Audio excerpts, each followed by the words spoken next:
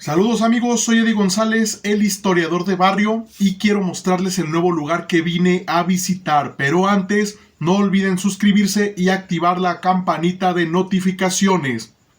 Así que vamos a comenzar.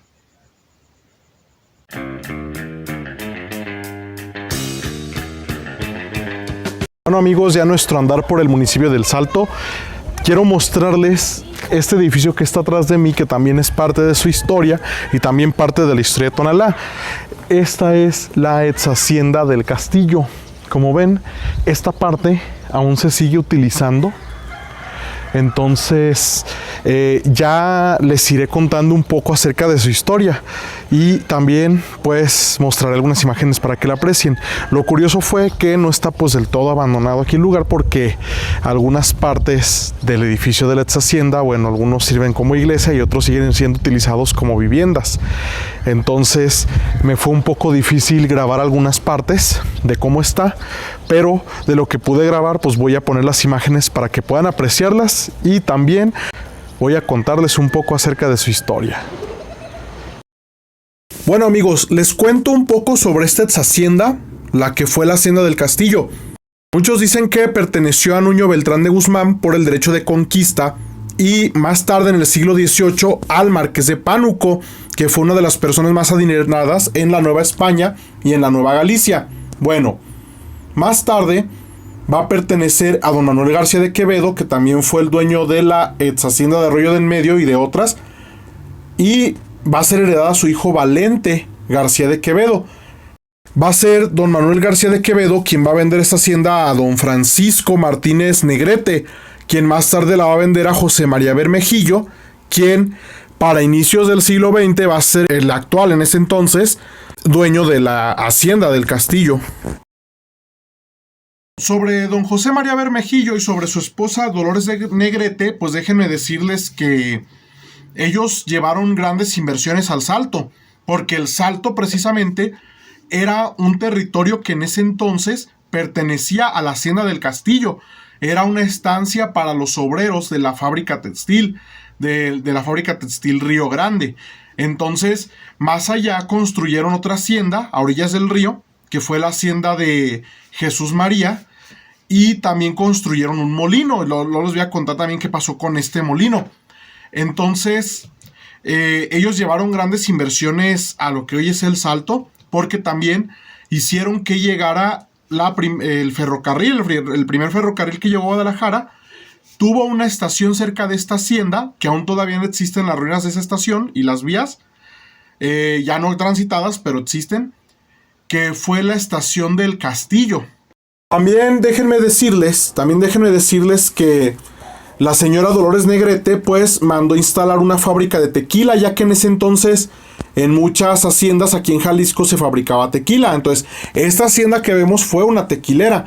También pues se empezó a utilizar los terrenos para la plantación de trigo, y es por eso que hicieron el molino cerca del Río Grande. Este molino de nombre El Sagrado Corazón. Aparte, el paso del tren por el terreno de la ex hacienda, pues claro que benefició mucho el comercio, sobre todo para los productos que comerciaba esta hacienda a otras partes del país, porque era un ferrocarril que venía desde la Ciudad de México y que más tarde se le amplió su ruta hasta Manzanillo.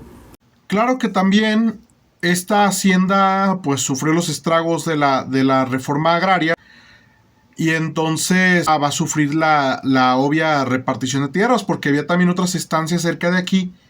Era una hacienda muy grande, ¿no? O sea, colindaba con Tololotlán, con la hacienda de Arroyo del Medio, con la hacienda de Toluquilla, la de La Calera. O sea, era un territorio muy muy grande. Y una de sus estancias era el rancho de San José de Castillo, que es donde se encuentra la estación de tren y una capilla anexa. Si vemos el casco, por lo general es una construcción de estilo neoclásico. Podemos ver los arcos de medio punto, donde están estas ventanas. Podemos ver las ventanas arriba con arco rebajado, y podemos ver esa espadaña donde se ven las campanas del templo que aún se conserva, porque desde entonces, desde que este casco se construyó en el siglo XIX, ya tenía esta capilla anexa dentro de la casa de la hacienda, que es esta casa, este casco que vemos aquí. cosa que a Nesagasti, de quien tomó parte de información de esta hacienda, pues no le agradaba mucho que estuviera ahí, pero a la fecha pues también se sigue utilizando como templo esta capilla. Les cuento que otro hecho que me gusta mucho que sucedió en esta hacienda fue que pues esta hacienda tuvo un hecho importante en la Revolución Mexicana, y esto sucedía en 1914, que incluso algunos le han dado en llamar la batalla del Castillo, pero también sucedió otra batalla con una hacienda más lejana, que también es en el estado de Jalisco, que fue la hacienda de Orendain. Esto fue parte de la toma de Guadalajara, por parte del ejército constitucionalista, por parte de los obregonistas.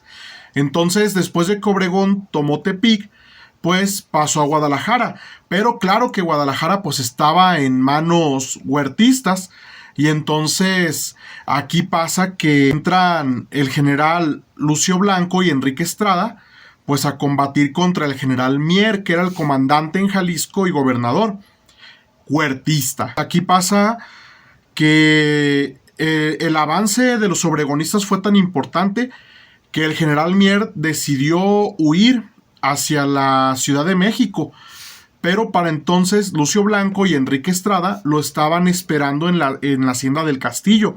Entonces, al momento de que pasa por la hacienda del Castillo, pues resulta que es tendido por esta emboscada, y entonces ahí muere. Claro que también otro de los obregonistas pues muere en esta batalla, también en esta hacienda del Castillo. Entonces tuvo un hecho histórico importante dentro de la Revolución Mexicana, sobre todo la revolución aquí en Jalisco. Y claro que no está de más decirles, luego haré un video también sobre la estación de trenes del Castillo, donde ahí también, por ahí pasó y llegó, por ahí llegó Venustiano Carranza.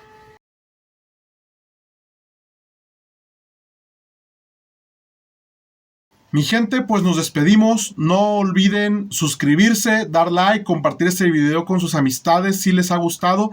Esto también para que sigamos haciendo más contenido interesante para ustedes. No olviden suscribirse, suscríbanse. Y nos vemos en otro capítulo más de las historias del máster.